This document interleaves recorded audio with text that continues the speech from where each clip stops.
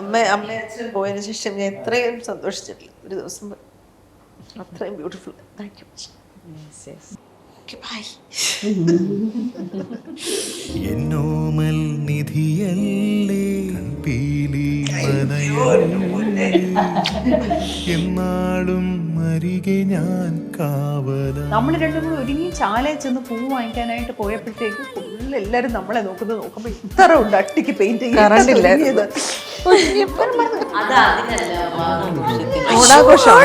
മുഖം കഴിയിട്ടാണ് നമ്മൾ കല്യാണത്തിന് കയറിയത്. എത്ര നേരം എടുത്ത് ഇത്ര ഒരച്ചു കളയാൻ. ഹലോ ചേച്ചി. ഹലോ വർഷ. അപ്പൊ ഇപ്പൊ ഇവിടെ ഇരുന്നത് നമ്മളെ എല്ലാ ചേച്ചിമാരും ഉണ്ട്, പിന്നെ ശ്രീരാം ചേട്ടനുണ്ട്. ശ്രീരാം ചേട്ടൻ ഇപ്പൊ ചേച്ചിനെ പേടിപ്പിച്ച കഥ പറഞ്ഞിട്ടേ ഉള്ളൂ. എന്നുവെച്ചാ റൂമിലിട്ടിട്ട് എന്തോ ഒരു പ്രേതത്തിന്റെ കഥ പറഞ്ഞില്ലേ, തല. അയ്യോ, അങ്ങനെ കുറെ കഥകളുണ്ട്.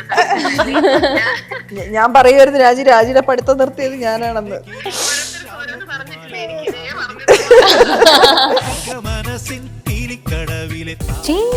വേറെ റേഞ്ച് ആകൂ. മൈജി ഫ്യൂച്ചർ ഒരുപാട് തരത്തില് പാത്ത് ക്രോസ് ചെയ്തിട്ടുള്ള ഒരാളാണ് ശ്രീരാം ചേട്ടൻ. ഒന്നാമത് ഇവർ അമ്മിണി ടീച്ചർ എന്ന് പറയുന്നത് ശ്രീരാം ചേട്ടന്റെ ബ്രദറാണ്. ടീച്ചറായിരുന്നു. ഞങ്ങൾ കൂടെ പാടിയിട്ടുണ്ട്. എന്നെയും വെറുതെ ട്യൂഷൻ പഠിപ്പിച്ചിട്ടുണ്ട്. ഫാൻസി ഡ്രസ്സിന് ജാനുവിന് പിന്നെ ജഡ്ജായിട്ട് വന്നിട്ടുണ്ട്. അത് ഈ പറയുന്ന പോലെ ഇപ്പൊ ഒരുപക്ഷെ ഞാനിപ്പോ തന്നെ ഈ നിങ്ങളുടെ ഗ്രൂപ്പിലേക്ക് വന്ന് കയറിയത് എത്ര വർഷത്തെ ബന്ധമാണെന്നുള്ളത് അല്ലേ. നമ്മള് പെട്ടെന്ന് പറഞ്ഞാൽ ഒരു 30 വർഷത്തോളം എന്ന് പറയാൻ എനിക്ക് പ്രയാസമുണ്ട്. കാരണം അത് ഈ വയസ്സിന്റെ അതുകൊണ്ടൊരു 2-3 വർഷത്തെ പരിചയമാണ്. പക്ഷെ അത് ഇപ്പോഴും ആ ഒരു ബന്ധം നിലനിന്ന് പോകുന്നു എന്നുള്ളതാണ്. ശരിക്കും പറഞ്ഞാൽ കോളേജില് ഇവരൊക്കെ കോളേജിൽ പഠിക്കുന്ന സമയം ഞാൻ കോളേജിൽ വിട്ടു. ശരിക്കും ഞാൻ 83 കഴിഞ്ഞതാണ്. എന്നെ കഴിഞ്ഞിട്ട് അതിനുശേഷവും ഇവരുടെ പാടാൻ പറ്റിയെന്നുള്ളതാണ്. അപ്പോൾ അന്ന് മുതലേ ഈ എന്നെ സംബന്ധിച്ച് പാട്ടിൻ്റെ കൂട്ടത്തിൽ വീണയും വൃദ്ധയാണ് കൂടുതൽ ഞങ്ങൾ പരിചയക്കാർ. പക്ഷെ ആ കൂട്ടത്തിൽ എപ്പോഴും പാർവതിയും കാണുമായിരുന്നു. അപ്പോൾ ആ ഒരു ബന്ധമാണ് ഇപ്പോൾ ഇത്രയും നാളെ കൊണ്ട് നിർത്തിയിരിക്കുന്നത് അല്ലേ. ഇന്നാളെ പാർവതി എന്നെ സൂചിപ്പിച്ചു, പ്രധാനപ്പെട്ട എന്ത് കാര്യങ്ങൾ പാർവതിയായിട്ട് ബന്ധപ്പെട്ട ഒരു ഇവന്റ് എന്തെങ്കിലും ആയിക്കോട്ടെ, അത് വന്നു കഴിഞ്ഞാൽ എൻ്റെയും ഞാൻ എങ്ങനെയെങ്കിലും ആ ഒരു ഭാഗത്ത് ഇൻവോൾവ് അത് ഈ പറയുന്ന പോലെ. ഞാൻ ആദ്യമായിട്ടൊരു ദേവീസ്തുതി എഴുതിയപ്പോഴേ ഞാനിങ്ങനെ ഒരു സ്വപ്നം കണ്ടത് വലിയൊരു കഥയാണ്.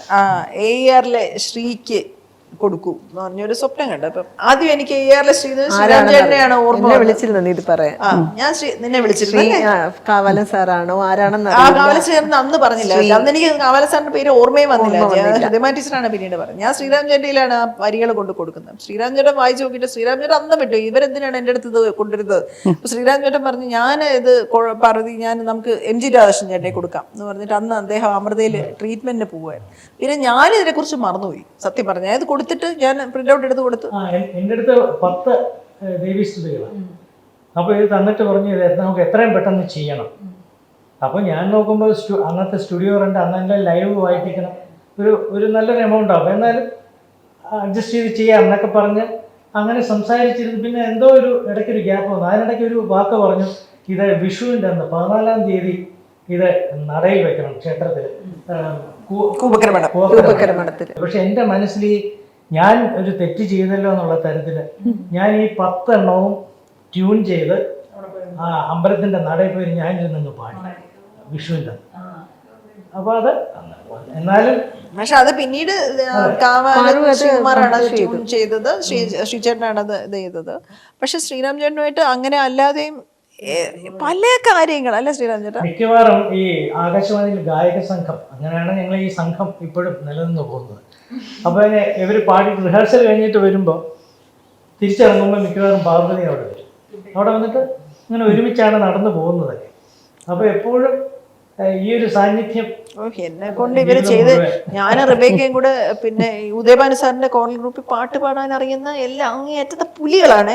പിന്നെ റിബേക്കയും കൂടെ പാടാൻ കൊണ്ട് കയറ്റി കുടി കൂടാ തഴ കടും തുടിയില്ലേ പാടാനായിട്ട് റെക്കോർഡ് 2 മണി വരെ ഒരാളുടെ തെറ്റുന്നുണ്ട്. 10-100 പേരോളം നിൽക്കുന്ന ഗ്രൂപ്പാണ്. ഒരാളുടെ തെറ്റ് ഓണത്തിന് ഇറക്കേണ്ടത്. ഈ കുട്ടിയുടെ ശബ്ദം പുറത്തോട്ട് വരുന്നില്ല. ഞാൻ എന്നെ വരും എന്റെ ശബ്ദം പുറത്തോട്ട് എന്നിട്ട് ഇടയ്ക്കങ്ങ് നിർത്തും. ഒരാളുടെ താളം തെറ്റുന്നു, എന്റെ വിചാരം ഞാൻ പാട്ട് അറിഞ്ഞൂടെ എത്ര എടുത്ത് പാടാൻ റെക്കോർഡ് ചെയ്യുന്ന ഈ വൃന്ദ വീണയും കൂടെ കൊണ്ട് കേട്ട് പോരാ. സ്റ്റേജില് ഫിലിം എന്തോന്ന് ചേട്ടാ പറഞ്ഞോളൂ ചേട്ടാ, ഈ ഫിലിം ക്രിട്ടിക്സ് അവാർഡിന് വേണുചേട്ടൻ പാടുന്നു, വേണുഗോപാൽ അദ്ദേഹം പാടുന്നു, ഏതാണ് ഉണരുമി ഗാനം എന്ന് പറഞ്ഞ പാട്ട് പാടുന്നു. ഇപ്പൊ 3 പേര് കോറസ് പാടണം, ഇവർ രണ്ടുപേരും ഞാനും. എനിക്ക് സത്യം ചേട്ടാ ഈ കുക്കു കുക്കു ഞാൻ പാടില്ല, ഉണരും ഈ ഗാനം ഞാൻ കൂടെ പാടും. മൈക്കൊക്കെ ഓഫ് ഞാൻ സ്ഥിരം എല്ലായിടത്തും കൊണ്ട് കേറ്റ് പാടാനായിട്ട് എന്നിട്ട് വൃന്ദയ്ക്ക് ദേഷ്യം വരും. കുറച്ച് കഴിയുമ്പോൾ തരി വെച്ച് പാടുന്നത് പിന്നെ എന്തിനാ പോയപ്പോ നല്ല ഞങ്ങൾക്ക് ഇഷ്ടമായിരുന്നു പാട്ട് പഠിക്കുക. ഇവരുടെ അടുത്തിരുന്ന് സാപ്പാസ വെച്ച് തുടങ്ങും. ഓരോ പോവാൻ നേരത്ത് ഭയങ്കര ഇൻട്രസ്റ്റ് ആണ്. ആര് പറഞ്ഞു പാടാൻ പറ്റും എന്ന് പറഞ്ഞാൽ പറ്റും എന്നൊക്കെ പറഞ്ഞ് വണ്ടി കേറ്റി അവിടെ ചെന്ന് നമ്മുടെ ബൈക്കിന്റെ ഫ്രണ്ടിലാവുമ്പോ ഇവിടെ എടുപ്പിന്റെ കണ്ട പരിചയമേ ഇല്ല, ഇങ്ങനെയൊക്കെ നിൽക്കുന്നതാണ്. ഇതാര് ഇതൊക്കെ നമ്മള് കുട്ടി ഒന്ന് പാടും, ശബ്ദം ഉറക്കെ കേൾക്കട്ടെ, ഒറ്റയ്ക്ക് പാടും. എന്നടുത്ത് എത്ര സീരിയസ് ആയിട്ടുള്ളത് പറഞ്ഞിട്ടുണ്ട്. നമ്മളൊക്കെ ഓൾ ഇന്ത്യ റേഡിയോയിലൊക്കെ കോറലിലൊക്കെ പാർവതിയൊക്കെ പാടില്ലായിരുന്നു, എന്ത് നന്നായിട്ടായിരുന്നു അല്ലേ പാടുന്ന. ഇന്നേ വരെ ചേട്ടാ ശ്രുതി ചേർത്ത് പാടിയിട്ടില്ലാത്ത ഞാൻ സീരിയസ് ആയിട്ട്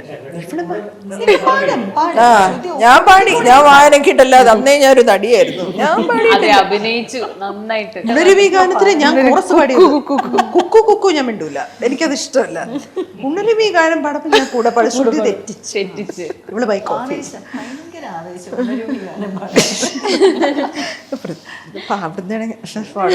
പാടരുതെന്നാണ് പറഞ്ഞത്, പാടരുത് പാടരുത്. ഞാനിത് കേൾക്കുന്നില്ല, ഞാൻ സീരിയസ് ആയിട്ട് പാടിക്കൊണ്ടിരിക്കുകയാണ്. മൈക്കൊക്കെ ഓഫ് ചെയ്ത് എന്തിനിപ്പ അങ്ങനെ പാടിയത്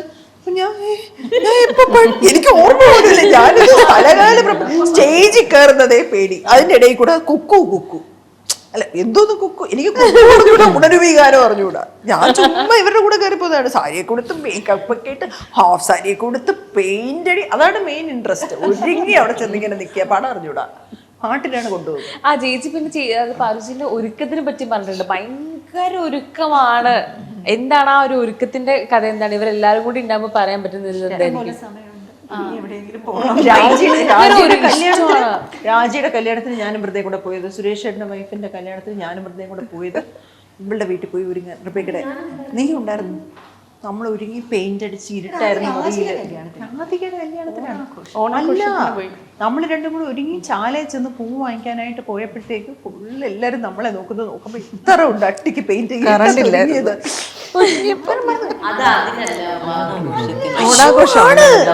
അയ്യോ അല്ല, നമ്മൾ എന്നിട്ട് അനന്തപുരിയുടെ പുറകെ പോയി മുഖം കഴിയിട്ടാണ് കല്യാണത്തിന്. നമ്മളെക്കാൾ ഓർമ്മയാണ് കേട്ടോ അത്. നീ ഞാൻ ചോദിച്ചു, എന്നെ അടുത്ത് ചോദിക്കരുത്. എനിക്ക് നല്ല ഓർമ്മയുണ്ട്. അനന്തപുരിയിൽ നമ്മൾ കല്യാണത്തിന്റെ പുറകെ പോയി അവിടെ ചെന്ന് മുഖം കഴിയിട്ടാണ് നമ്മൾ കല്യാണത്തിന് കയറിയത്. എത്ര നേരം എടുത്ത് ഉറച്ചു കളയാൻ, കുറെ പെയിന്റ്. അന്നൊക്കെയാണെ ഒരുതരം ഒരു പിങ്ക് ഒരു വേറൊരു സാധനമാണ്, അതൊക്കെയാണ് മുഖത്ത് വരെ തേക്കുന്നത്. അതൊക്കെ തേച്ച് പിടിപ്പിച്ച് കുറെ ലിപ്സ്റ്റിക്കും ഒക്കെ ഇട്ട് കാണാൻ എന്തൊരു വൃത്തികേടായിരുന്നു. ഇപ്പൊ എന്തെങ്കിലും വൃത്തികേടെന്നല്ല, പക്ഷെ അന്ന് സത്യം ചേട്ടാ അറിഞ്ഞൂടാ. അതല്ലാണ്ട് തന്നെ ചേച്ചി പറഞ്ഞിട്ടുണ്ട്, അതായത് ഭയങ്കര, അതായത് ഒരുക്കം ഞാൻ പറഞ്ഞത് മാച്ചിങ് ആയിട്ടുള്ള വള, മാല, കമ്മല്, ഷോപ്പ്, പാറുവിന്റെയിലൊക്കെ എന്ത് കളക്ഷൻ. കഫേ മാഗ്നറ്റ് എന്ന് പറഞ്ഞൊരു സ്ഥലം ഉണ്ടായിരുന്നു. കഫേ മാഗ്നറ്റ് പറ്റായിരുന്നു മിക്കവാറും ഭക്ഷണത്തിന് അവസാനം. നേരെ വെളിയിൽ ഇറങ്ങിക്കഴിഞ്ഞാൽ 2 പേരാണ് വെയിറ്റേഴ്സ്, പാപ്പച്ചനും ഫിലിപ്പും. ചെന്ന് കയറുമ്പോ എന്തോ തറവാട്ടി കയറുന്നപോലെ പാപ്പച്ചാ വിശക്കുന്നു. കോളേജിൽ ഫിലിപ്പെ എന്തെങ്കിലും കഴിക്കാവുന്ന ഫിലിപ്പെ വിശക്കുന്നെന്ന് പറഞ്ഞിട്ടാണ് ഞങ്ങൾ കയറുക. കഫേ മാഗ്നറ്റ്, അത് ക്യാൻറ്റീനൊന്നും അല്ല, കോളേജിന്റെ വലിയ റെസ്റ്റോറൻറ്റ്. അവിടെ ആദ്യത്തെ പ്രാവശ്യം പോയപ്പോഴത്തേക്ക് എനിക്കിപ്പോഴും ഓർമ്മയുണ്ട്. ഭക്ഷണമൊക്കെ എടുത്ത് വെച്ചിട്ട് റിബേക്ക കൊച്ചേ നീ ഇങ്ങോട്ടിരുന്നേ, നീ ഒന്ന് ഇങ്ങോട്ട് അഡ്ജസ്റ്റ് ചെയ്യും, കുറച്ച് നീ ഇങ്ങോട്ട് കൈ നക്കാൻ അതുവരെ ടൊമാറ്റോ ഫ്രൈയും പൊറോട്ടയും ഭയങ്കര ടേസ്റ്റ്. പിന്നെ പിന്നെ അത് കഴിഞ്ഞപ്പോ കൈ നക്കലും മാറിയിരിയൊക്കെ പോയി. അവിടെ ചെന്ന് കാണിക്കാത്ത അട്ടഹാസം. ഒരു പ്രാവശ്യം അവിടെ ചെന്നപ്പോ എന്തോന്നോ ഫ്രൈഡ് റൈസിനകത്ത് ഒരു സാധനം കിട്ടിയപ്പോഴത്തേക്ക് വീണ പാപ്പച്ച ഒരു പ്ലേറ്റ് പാറ്റ ഫ്രൈ കുറച്ച് ഫ്രൈഡ് റൈസ് എടുത്തോളൂ. ഓർമ്മയില്ലല്ലേ? എനിക്ക് മാത്രമേ ഓർമ്മയുള്ളൂ സത്യത്തിൽ. എനിക്ക് എന്തോ കുഴപ്പമുണ്ടോ? സ്വാമിയുടെ അടുത്ത് പോയത് പാറു അല്ല, അത് കലവറ.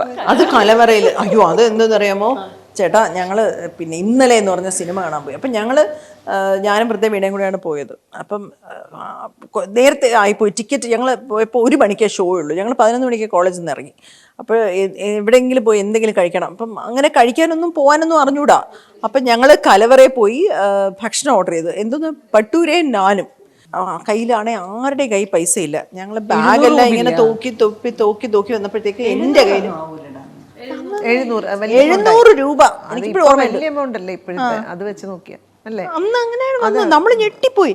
കാരണം എൻ്റെ കയ്യിൽ നിന്ന് നോക്കിയപ്പോൾ യൂണിയൻ്റെ പൈസ ഇരിക്കുന്നത് ബാഗിനകത്ത്. അതെല്ലാം കൂടെ നുള്ളി പെറുക്കി പൈസ കൊടുത്തിട്ട് ഞങ്ങൾ തിരിച്ച് എങ്ങനെയോ ഫിലിമിന് പോയപ്പോഴത്തേക്കാണെങ്കിൽ വീണ പറഞ്ഞു, ഇട നമ്മൾ ഈ സത്യം പറഞ്ഞാൽ ഇതിന് തൊട്ടടുത്ത് ഒരു പഞ്ചാബി ഇടാം, എന്ത് കഴിച്ചാലും 20 രൂപ. അപ്പൊ ഞങ്ങൾ ഇപ്പോഴാണ് നീ പറയുന്നത്, പൈസ പോയിട്ട് ഗുജറാത്തി ഹോട്ടലുണ്ട്, ഇപ്പോഴാണ് നീ പറയുന്നത് എന്തോന്ന് പറഞ്ഞാൽ അവിടെ കുറെ ചീത്ത പറഞ്ഞിട്ട് ഞങ്ങൾ സിനിമ കാണാൻ പോയി.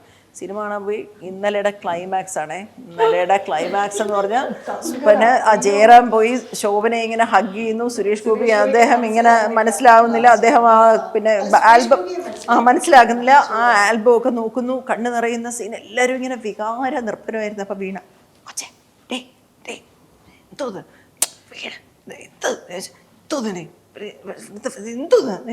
ഞാൻ ആ കലവറയിലെ ഉണ്ടല്ലോ സോപ്പ് ബൗൾ കമഴ്ത്തി വെച്ചിട്ടാണ് ഞാൻ അത്രയും നഷ്ടം. ആ കട ഇപ്പോഴും ഉണ്ടോ? മുതലാക്കാൻ വേണ്ടി അത് കമത്തി വെച്ചിട്ടാണ് ഞാൻ വന്നതെന്ന് വെച്ചാൽ അവളെ നമ്മളെ ചീത്ത പറഞ്ഞല്ലോ 20 രൂപ ലിക്വിഡ് സോപ്പ് കമത്തി വെച്ചിട്ട് ആസാമിയുടെ അടുത്ത് പോയത്. അപ്പൊ ഈ ഇടവേളകളാണ് നമുക്ക് ഒരുപാട് കിട്ടുന്നത്. പാടുന്നത് വളരെ കുറച്ച് സമയം മതി. ബാക്കി മുഴുവൻ ഈ തമാശയും പലപ്പോഴും ശബ്ദം ലീക്ക് ചെയ്ത് അകത്ത് പൊട്ടിച്ചിരിയും പോകണം. അപ്പൊ ഞങ്ങളെ ഈ തരങ്കിണി സ്റ്റുഡിയോയുടെ പുറത്ത് പോർട്ടിക്കോയുടെ പുറത്ത് ഒരു ചെറിയ മുറിയുണ്ട്. അപ്പൊ അവിടെ കൊണ്ടിരുത്തി. അപ്പൊ ഞങ്ങൾ എല്ലാവരും ഇരിപ്പുണ്ട്. അപ്പൊ ഈ രാജി എന്നാണ് വിളിക്കുന്നത്, രാധികയുണ്ട്. അപ്പൊ ഇങ്ങനെ പറഞ്ഞ കൂട്ടത്തില് ഒരു കഥ, പേടിപ്പെടുത്തുന്ന ഒരു കഥയാണ് എന്ന് പറഞ്ഞിട്ട് പറയാണ്. അപ്പൊ ഞാനീ പറഞ്ഞു രാത്രി 12:30 മണി. അതെന്ത് ഞാൻ പറഞ്ഞു, ഞാൻ 12 ടിങ് ടിങ് ടിങ് അടിച്ചോണ്ടിരിക്കണ 12:30 മണി ടിങ് അടിച്ചു. ഭയങ്കര നിശബ്ദത. പെട്ടെന്ന് രാജി ഉണർന്നു. അവിടെ ദാഹിക്കുന്നു. വാഷ് ബേസിന്റെ അടുത്തോട്ട് ചെന്ന് നോക്കുമ്പോൾ മുഖം കാണുന്നില്ല.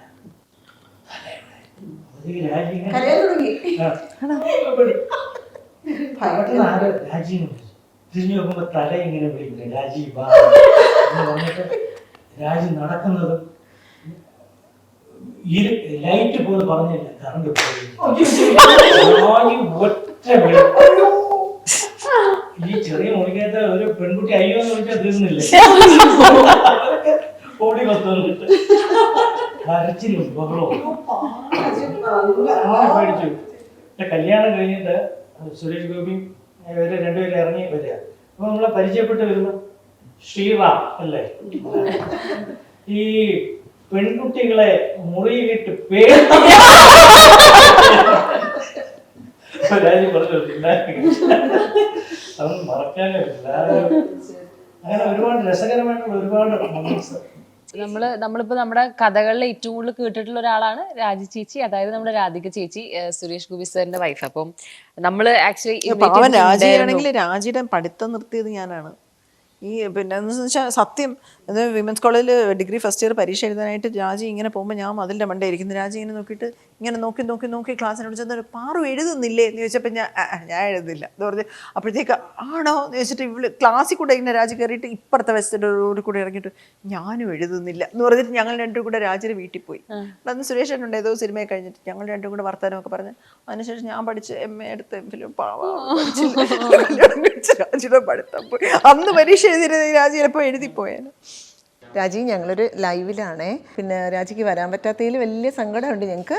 ഞാൻ ഇത് ഹോസ്റ്റ് ചെയ്യുന്ന കുട്ടിയുടെ ഞാൻ കൊടുക്കാമേ. വർഷ. ഹലോ ചേച്ചി. ഹലോ വർഷ. ഹായ് ചേച്ചി. ഞങ്ങള് ഇന്ന് നമ്മള് കാണാന്ന് വിചാരിച്ചേ, പക്ഷെ ഇപ്പൊ പറഞ്ഞ പോലെ വരാൻ പറ്റിയില്ല. അപ്പൊ നമ്മൾ എന്താ കൊറേ കഥകൾ പറഞ്ഞുകൊണ്ടിരിക്കുകയാണ്. ആഗ്രഹം ഉണ്ടായിരുന്നു. ഇപ്പൊ ഇവിടെ കുറച്ച് തിരക്ക് വന്നു പോയി, അതാണ്. അല്ലെങ്കിൽ ഞാൻ ഉറപ്പായിട്ടും വരുന്നു വിചാരിച്ചതായിരുന്നു. സാരി വരെ സെലക്ട് ചെയ്തു എന്നൊക്കെ പറഞ്ഞിരുന്നു എന്റെ അടുത്ത്. അപ്പൊ ഇപ്പൊ ഇവിടെ ഇരുന്നതേ നമ്മളെ എല്ലാ ചേച്ചിമാരും ഉണ്ട്, പിന്നെ ശ്രീരാം ചേട്ടനുണ്ട്. നമ്മളിരുന്ന് ഒരേ ഒരു കഥയാണ് എന്ന് പറഞ്ഞാല് നിങ്ങളുടെ വിമൻസ് കോളേജിലെ കഥയും എല്ലാ കഥകളും പറയുന്നുണ്ട്. അപ്പൊ അതില് പ്രധാനമായിട്ട് എപ്പോഴും കേൾക്കുന്ന ഒരു പേരായതുകൊണ്ട് തന്നെ നമ്മളന്ന് വിചാരിച്ചു വരാൻ പറ്റില്ലെങ്കിലും വിളിക്കാമെന്ന് വിചാരിച്ചു. അങ്ങനെ നമ്മൾ അങ്ങ് വിളിച്ചതാണ്. ശ്രീരാം ചേട്ടനെ പേടിപ്പിച്ച കഥ. വർത്താനം ഒക്കെ ആണ് എന്ന് പറയുമ്പോൾ ചെറിയ ഒരു വിഷമം അസൂയുണ്ട്. സാരമില്ല, പക്ഷെ എന്തെങ്കിലും പറ്റുന്നില്ലല്ലോ ആ സന്തോഷത്തില്. അതെ, ശ്രീരാം ചേട്ടൻ ഇപ്പൊ ചേച്ചിനെ പേടിപ്പിച്ച കഥ പറഞ്ഞിട്ടേ ഉള്ളൂ. എന്നുവെച്ചാ റൂമിലിട്ടിട്ട് എന്തോ ഒരു പ്രേതത്തിന്റെ കഥ പറഞ്ഞില്ലേ, തരങ്കിണി സ്റ്റുഡിയോയിലെ കഥ. അയ്യോ, അങ്ങനെ കുറെ കഥകളുണ്ട്. പണ്ടേ ഉള്ളൊരു ഞങ്ങളുടെ ഒരു ഗ്രൂപ്പ് ആണല്ലോ. സ്കൂളിൽ കുറച്ച് പേരുണ്ട്, കോളേജില് ഏറ്റവും കൂടുതൽ പേരുള്ളത് കോളേജില്. അങ്ങനെ ഒരു എന്താ പറയാ, ഏറ്റവും സന്തോഷം നിറഞ്ഞ കുറച്ച് സമയങ്ങളിലെ ആളുകളാണ് ഇവരെല്ലാവരും. ഇവരെ ഇപ്പോഴും കാണുമ്പോൾ നമ്മള് പെട്ടെന്ന് ആ പഴയ കാലത്തേക്ക് തന്നെ പോകും. പഴയ സന്തോഷത്തിലേക്ക് എടുത്തു പറയണം കേട്ടോ. ഞാൻ പറയുമായിരുന്നു രാജിയുടെ പഠിത്തം നിർത്തിയത് ഞാനാണെന്ന്. അങ്ങനെ വിഷമിക്കേ വേണ്ട. ഓരോരുത്തർക്ക് ഓരോന്ന് പറഞ്ഞിട്ടില്ലേ, എനിക്ക് ഇതേ പറഞ്ഞിട്ടില്ല. എന്റെ ദൈവമേ, എന്തെല്ലാം നല്ല ഓർമ്മകളല്ലേ രാജിക്ക്. പിന്നെ സത്യം, രാജിക്ക് കല്യാണത്തിന് തലേന്ന് കുപ്പിവെള്ളം വാങ്ങിച്ചോണ്ട് പോയത് ഇപ്പോഴും ഞാന് മരിക്കുന്ന വീടിനടുത്തും ബന്ധത്തൊക്കെ ഞാൻ പറഞ്ഞു തോന്നുന്നു. എന്റെ ഇപ്പോഴും അന്ന് തന്നെ ഗിഫ്റ്റ് ചെയ്ത് ആ കുപ്പിവെളിയിൽ കുറച്ച് എന്റെ ഇപ്പോഴും ഉണ്ട്. പ്രോഗ്രാമിൽ വരുമ്പോ പറയും. അയ്യോ ആണോ? അയ്യോ, എനിക്ക് അറിഞ്ഞൂടായിരുന്നു രാജി. പാറു ചേച്ചി എപ്പോഴും പറയുന്നതെന്ന് പറഞ്ഞാല് നിങ്ങളെ കണ്ട്, അതായത് വിമൻസ് കോളേജ് പഠിക്കുന്നതല്ല, രാജി ഇവർക്ക് ആർക്കും ഓർമ്മയില്ല. രാജിക്ക് ഓർമ്മയുണ്ടോ? ഞാൻ അന്ന് എക്കണോമിക്സ് ഡിപ്പാർട്ട്മെന്റ് നടന്ന് രാജിയെ കണ്ട ഒരു റെഡും ബ്ലാക്കും ഇങ്ങനെ നേവി ബ്ലൂ ഒരു ചുരിദാർ ഇങ്ങനെ ക്രോസ് ഉള്ളത് ഇട്ട് ഒരു പൂവും വെച്ച് രാജി ഇങ്ങനെ മ്യൂസിക് ഡിപ്പാർട്ട്മെന്റ് ഇറങ്ങി വന്നിട്ട് ഞാൻ പുറകെ ഓടി മ്യൂസിക് ഡിപ്പാർട്ട്മെന്റ് കയറിയത് ഓർമ്മയുണ്ടോ രാജി? വൃന്ദയ്ക്ക് ഓർമ്മയില്ല. എനിക്കറിയാം. നമ്മള് കൊച്ചിനെ കണ്ടിട്ടുണ്ട്. ഞാന് പണ്ട് അമ്മൂമ്മയും ലളിതാന്റി, പവന്റെ അമ്മ ലളിതാന്റിയും കുടുംബമായിട്ടൊക്കെ പണ്ടേ പരിചയമുള്ളവരാണ്. അപ്പം ലളിതാന്റി എന്നെ കാണുമ്പോ പറയും അച്ഛനെ ഷോർട്സ് ഒക്കെ. അപ്പൊ അങ്ങനെ ഒരു അവസരത്തിൽ ഞാൻ വീട്ടിൽ വന്ന് ഇങ്ങനെ കണ്ടിട്ടുണ്ട്, പറഞ്ഞ് കണ്ടിട്ടുണ്ട്. പക്ഷെ എനിക്കത് ഓർമ്മയില്ല. ഞാൻ രാജിയെ കണ്ട് വായി നോക്കി ഇറങ്ങി മ്യൂസിക് ഡിപ്പാർട്ട്മെന്റ് അകത്ത് കയറി വാതിൽ തുറന്നു നോക്കിയപ്പോ വൃന്ദ പാടു അവർക്ക് ഓർമ്മയില്ലെന്ന്. സത്യം രാജിക്കെങ്കിലും ഓർമ്മയില്ലേ രാജി? അത്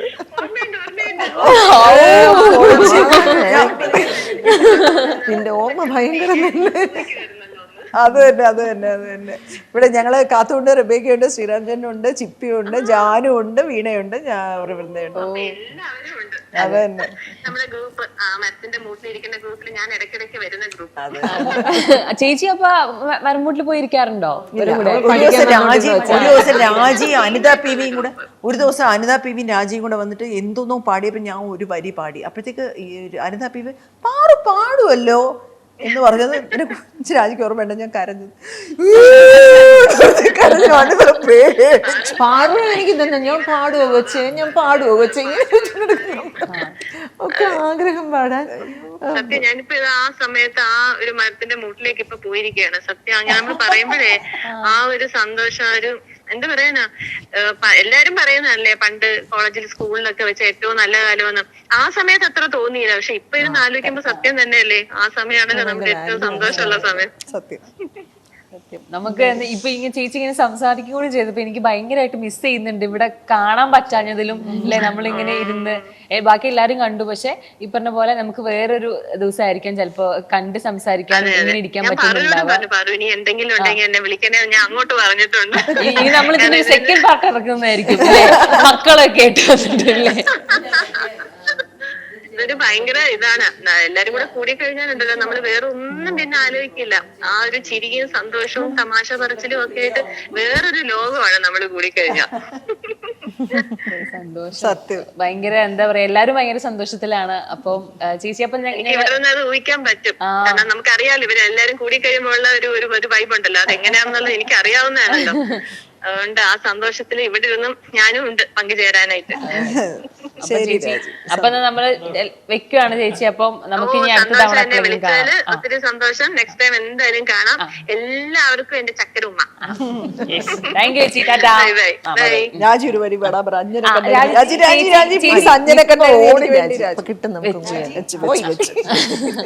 വിളിക്കണോ പാടാൻ പറയാൻ? രാജി അഞ്ജനെ കണ്ണെഴുതി പാടും. എന്റെ ഒരു പസലായിട്ട് ആ അഞ്ജനെ കണ്ണെഴുതി എന്ന് പാടുമ്പോ നമ്മള് രാജി ഇങ്ങനെ നോക്കിക്കൊണ്ടിരുന്നുണ്ടല്ലോ, നമ്മള് വേറെ ലോകത്തെത്തും. എന്നുവെച്ചാ അങ്ങനെ ഒരു ഐശ്വര്യമാണ് അത് പാടല്ലേ. പെർഫെക്റ്റ് ആയിട്ടേ പാടാൻ വരുള്ളൂ. അത് തന്നെ. ഇനി ചിപ്പി ചേച്ചി അതേപോലെ ഒന്നും മിണ്ടുന്നില്ല. ചിപ്പി ചേച്ചി സ്കൂളിൽ പ്രിൻസിപ്പൾ ആണോ? പ്രിൻസിപ്പൽ അല്ല, ഫിസിക്സ് ടീച്ചറാണ്. ഫിസിക്സ് ടീച്ചറാണ്. എവിടെയാണ് പഠിപ്പിക്കണേ? ചെന്നൈയിലൊരു സ്കൂൾ. ചെന്നൈയിലാണ്. പിന്നെ അവര് തമിഴ് ആൾക്കാർ സ്റ്റുഡൻസ് അല്ല, അപ്പൊ പിന്നെ മലയാളികൾ കാണാൻ ചാൻസ് ഇല്ല. ഇനി പിള്ളേര് കാണുന്നുള്ളതുകൊണ്ടാണോ ഒന്നും വിട്ടിരിക്കുന്നത്? ചേച്ചി സതീഷ് അങ്കിളുമായിട്ടുള്ള ഒരു പ്രണയം, സത്യം പറഞ്ഞ് ഞാൻ സതീശനും തമ്മിൽ അങ്ങനെ പ്രേമം ഉണ്ടായിരുന്നില്ല. അത് ഇതിപ്പോ ഇവർക്ക് മാത്രമേ പറയാൻ പറ്റുള്ളൂ. എനിക്ക് അങ്ങനെ പ്രേമമില്ലായിരുന്നു. എനിക്ക് സതീശനെ പരിചയമില്ലായിരുന്നു. നിങ്ങൾ പെട്ടെന്ന് ഒരു സാഹചര്യം അല്ലല്ല, നാട്ടുകാർ കഥ പറഞ്ഞു കൊടുക്കുമ്പോ ഞാൻ സതീശനെ വിളിച്ചിട്ട് കല്യാണം കഴിക്കുമെന്ന് ചോദിച്ചാണ്. അപ്പൊ സതീശൻ പറഞ്ഞു ഒരു കമ്മിറ്റിയിലാണ്, പിന്നെ വിളിക്കാന്ന് പറഞ്ഞ് കട്ട് ചെയ്തു. സത്യം. സതീശൻ ജനറൽ സെക്രട്ടറി ആയിരുന്നു. എന്റെ സതീശൻ ഞങ്ങളുടെ മരത്തിന്റെ മൂട്ടിൽ വന്നിട്ട് ഞങ്ങളോട്, എനിക്ക് ഇപ്പോഴും ഓർമ്മയുണ്ട്, നമ്മളോടാണ് പറഞ്ഞത് ഈ പാറുവിനെ നിങ്ങളൊന്ന് പറഞ്ഞു മനസ്സിലാക്കണോ, ഇതൊക്കെ രാഷ്ട്രീയമാണ്, ആ കൊച്ചു എന്തൊക്കെയോ പറയുന്നു എന്നൊക്കെ. പിന്നെ നിങ്ങളൊന്ന് പറഞ്ഞു മനസ്സിലാക്കൂ, അതിന് നമ്മളെ രണ്ട് സാഹചര്യമാണ്, അതെല്ലാം ഒന്ന് പറഞ്ഞു മനസ്സിലാക്കി കൊടുക്കുന്നു. ഞങ്ങൾ നിങ്ങളൊന്ന് പറഞ്ഞു മനസ്സിലാക്കണം, എനിക്കൊരു നല്ല സത്യം പറഞ്ഞ കറക്റ്റാണ്. വല്ല മന്ത്രിയൊക്കെ ആയി പോയത് പാവം മനുഷ്യൻ. എന്നിട്ട് ഞാന് ചേട്ടാ ഈ പറഞ്ഞ മുഴുവൻ ഗോസിപ്പാണ് ചേട്ടാ. ഞങ്ങൾ തമ്മിൽ അങ്ങനെ പരിചയമൊന്നും ഉണ്ടായിരുന്നില്ല. നാട്ടുകാർ പറഞ്ഞ് ഞങ്ങള് സ്പിക് മേക്കയുടെ പ്രോഗ്രാം വെക്കാനായിട്ടാണ് ആദ്യം ഞാൻ അവിടെ പോകുന്നത്. അപ്പൊ സ്പിക് മേക്കയുടെ പ്രോഗ്രാം വെക്കാനായി. അപ്പം ജോർജ് വർഗീസ് സാറ് തന്നില്ല ഞങ്ങൾക്ക്. അവിടെ സ്റ്റാഫ് പ്രോഗ്രാമാണ്. സ്റ്റാഫ് ഞാൻ എഴുതിൻ്റെ കൂടെ വന്ന് വീണയോ ആരായിരുന്നു എൻ്റെ കൂടെ വന്ന് കോളേജിൽ ആരും നിങ്ങളാരും വന്നില്ല. ഞാനും രാകേഷും കൂടെ പോയി. അപ്പോൾ ജോർജ് വർഗീസ് സാർ അന്ന് പ്രിൻസിപ്പൽ. അപ്പോൾ പറഞ്ഞു ഇല്ല ഇവിടെ സ്റ്റാഫ് സ്പോർട്സ് ഡേ ആണെന്ന് പറഞ്ഞു. അപ്പോൾ ഞങ്ങൾ ഒരു വിധത്തിൽ ചേച്ചി എൻ്റെ ചേച്ചിയാണെന്ന് ചാപ്റ്റർ സെക്രട്ടറി, എനിക്കാണെങ്കിൽ ചേച്ചിയെ പേടി.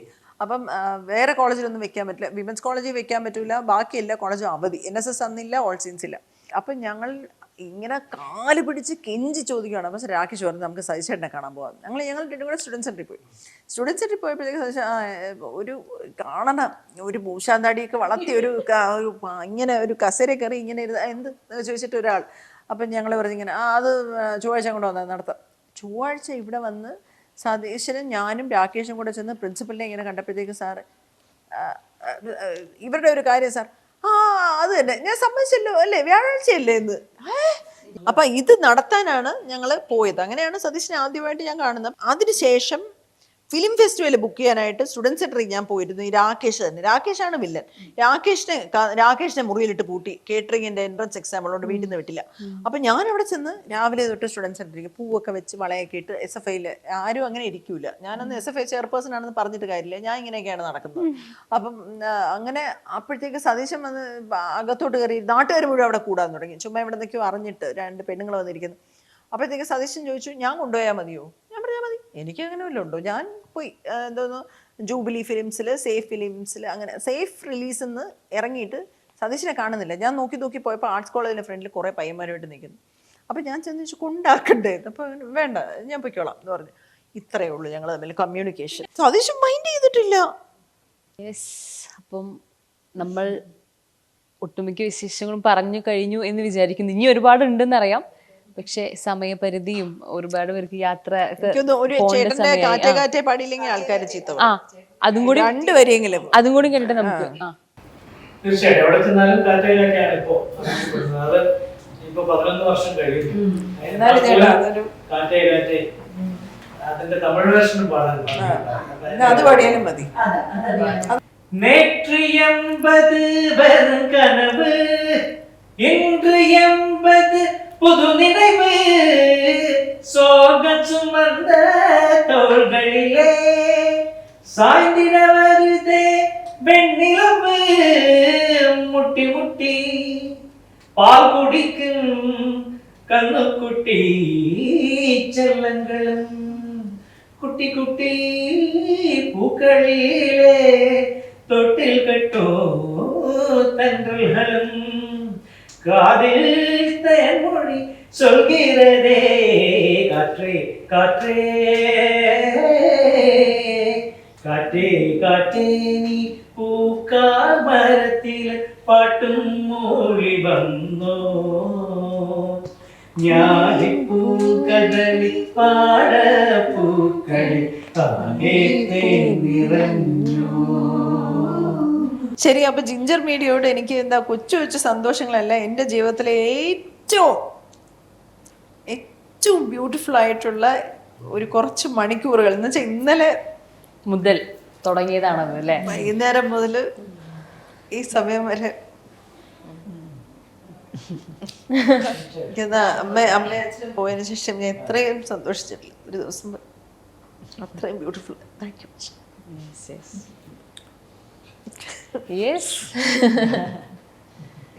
ഞാൻ പറഞ്ഞത് എനിക്ക് ഇന്നലെ കാത്തൂന്റെ ഉരുളയാണ് ഇന്നലെ രാത്രിയും ഇന്ന് രാവിലെ ഇവളുടെ കയ്യിൽ നിന്ന് കഴിക്കാൻ പറ്റിയത്. എനിക്ക് ഇങ്ങനെ ഒരു വേറെ ഒന്നും എനിക്ക് വേണ്ട. രണ്ട് ഉരുള അതാ പറഞ്ഞ എനിക്ക് നിന്റെ ഒരു ഉരുള വേണം.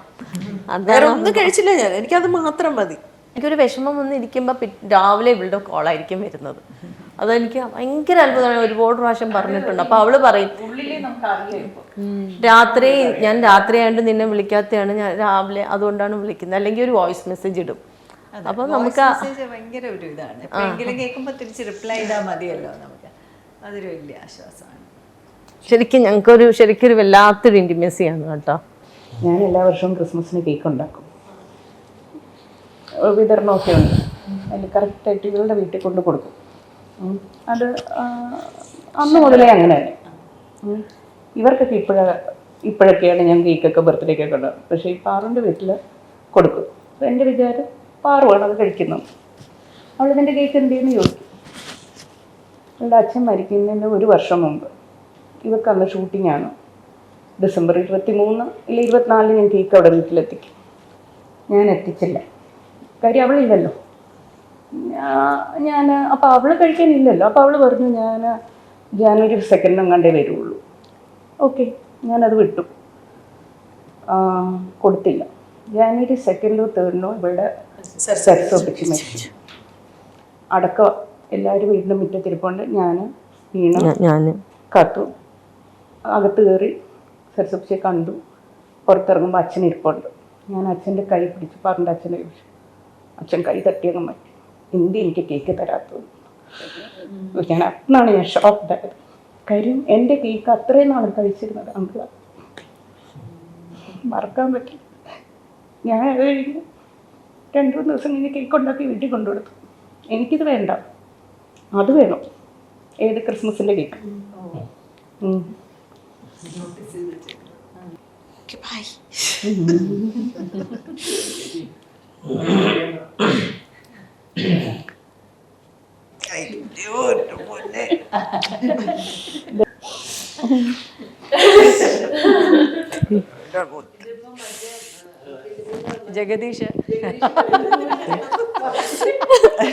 ജഗദീഷ് കരുതുന്ന പോലെ ആയിപ്പോയി.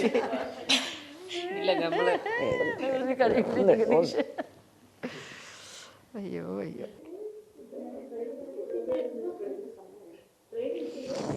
ഓക്കെ, വർഷം അക്ഷയ് മിസ് ചെയ്തു. നമ്മൾ ലാസ്റ്റ് അന്നാ കരഞ്ഞത്. അക്ഷയ് പോയ ദിവസമാണ് വർഷം ഇത്രയും കരഞ്ഞത്. അല്ല ചേച്ചി, അതിന് മുന്നേ നമ്മള് ജ്യോതിഷേട്ടന്റെ അല്ല, ഒരു ഇന്റർവ്യൂ ചെയ്തു വർഷ കരയുന്നത് ആദ്യമായിട്ടാണ്. ഇന്റർവ്യൂ ചെയ്ത ആള് നിലവിളിയായിട്ട് പോയെന്ന് പറഞ്ഞു. ഓ, ഞാൻ ഇന്ന് രാത്രി ഇതേപോലെ കരയും. ഇവരെല്ലാം ഇപ്പൊ പോവും. വർഷം കൂടെ രണ്ടും കൂടെ കെട്ടിപ്പിടിച്ച് അല്ല, അത് അവസാനം സന്തോഷാണ്. അതാണ് വർഷ ഒരു പുലിയായിട്ട് വന്നതാണ്. വർഷ പുലിയല്ല, വർഷ ഒരു ജീവനുള്ള പെൺകുട്ടിയാണ്. ഞങ്ങൾ വേറൊരു തമാശയുണ്ട്. അപ്പം ഞങ്ങൾ പാറിൻ്റെ വീട്ടിൽ ചെല്ലുന്ന അവിടെ ഭക്ഷണം എല്ലാം കഴിക്കും. അപ്പം അവിടുത്തെ സെർവൻറ്റ് പോകാറിറങ്ങുമ്പോൾ ചായ കൊണ്ടുവരും. അപ്പം ഭയങ്കര ബോറ് ചായയാണ്. അപ്പോൾ റബേക്ക പറയും, ഇപ്പം ചായ കൊണ്ടുവരും, ആരും കുടിക്കരുത്. ചായ കൊണ്ടുവരും, വിഷം കൊടുക്കാൻ വിഷം കൊണ്ടുവരാറായി ഞങ്ങൾ ഇറങ്ങട്ടെ. ഇവരുടെ വീട്ടിൽ ചായ ഇടാൻ പഠിച്ചിട്ടില്ലേ? വിഷം കൊണ്ടുവരും. ഈ ആൻറ്റിയുടെ ഡോക്ടറല്ലേ, എല്ലാവരും അറിയുന്ന ഡോക്ടർ. എല്ലാ കാര്യങ്ങളും ആൻറ്റി ഡീസൻ്റ് ആയിട്ട് ചെയ്യും. പക്ഷെ ആൻറ്റിയുടെ ഞങ്ങൾ ഈ മക്കളിരുന്ന് ആരെങ്കിലും കുറ്റമൊക്കെ പറയുന്ന ആൻറ്റി കേൾക്കുന്നുണ്ടല്ലോ. നിങ്ങളുടെ കൂട്ടത്തിലുള്ള ആളെ കുറിച്ചാണോ നിങ്ങൾ പറയുന്നത്? എന്നാ പറയണ്ട. ഞാൻ വീണ്ടും പറഞ്ഞു കഴിഞ്ഞാൽ പിന്നെ ആ റൂട്ട് മാറുമോ എന്നുള്ളൊരു ഡൗട്ട് എനിക്കുണ്ട്. പക്ഷെ അതായത് എന്താ പറയാ, ഭയങ്കരമായിട്ട് മനസ്സ് നിറഞ്ഞിട്ടുള്ളൊരു വൈൻഡപ്പാണ് ഇത് ആക്ച്വലി. കാരണം കണ്ടോ, പറയാൻ പറ്റുന്നില്ല, ഞാൻ വീണ്ടും ഇനി പറയണോ? എനിക്ക് അതന്നെ, എനിക്ക് ഭയങ്കര സന്തോഷമുണ്ട് നിങ്ങൾ എല്ലാവരും വന്ന് ഇങ്ങനെ കാണാൻ പറ്റിയതിൽ. പിന്നെ ചേച്ചിയുടെ അടുത്ത് ഞങ്ങൾ ഒരു തവണ ഇൻ്റർവ്യൂ ചെയ്തിട്ടുള്ളൂ, പിന്നെയാണ് രണ്ടാമത്തേതാണിത്. അതിലും നമുക്ക് എന്താ പറയുക, അതിൽ നിന്നൊക്കെ ഭയങ്കര വ്യത്യസ്തമായിട്ടുള്ളൊരു രീതിയിൽ സംസാരിക്കാൻ പറ്റി എന്നുള്ള സന്തോഷമുണ്ട്. പിന്നെ ഇതൊരു ഭാഗ്യം തന്നെയാണ്, ഇങ്ങനൊരു രീതിയിൽ എന്താ പറയുക എനിക്ക് അറിഞ്ഞൂടാ, ഇങ്ങനെയൊക്കെ ഇരിക്കാൻ പറ്റുന്ന ഒരു ഭാഗ്യമായിട്ട് കരുതുന്നു. അപ്പം ഇനി അടുത്തൊരു എപ്പിസോഡായിട്ട് ഞങ്ങൾ വരുന്നതായിരിക്കും. പക്ഷെ അതൊക്കെ എന്തുമാത്രം ഡെപ്ത് ഉണ്ടാവുന്നൊന്നും എനിക്കറിയില്ല. ഇത് ഭയങ്കര പേഴ്സണലാണ്, അതുകൊണ്ടാണ് നമുക്ക് അത്രയും ഒരു ആഴം ഉണ്ടായിട്ടുള്ളത്. അപ്പം എല്ലാവർക്കും നന്ദി. Thank you.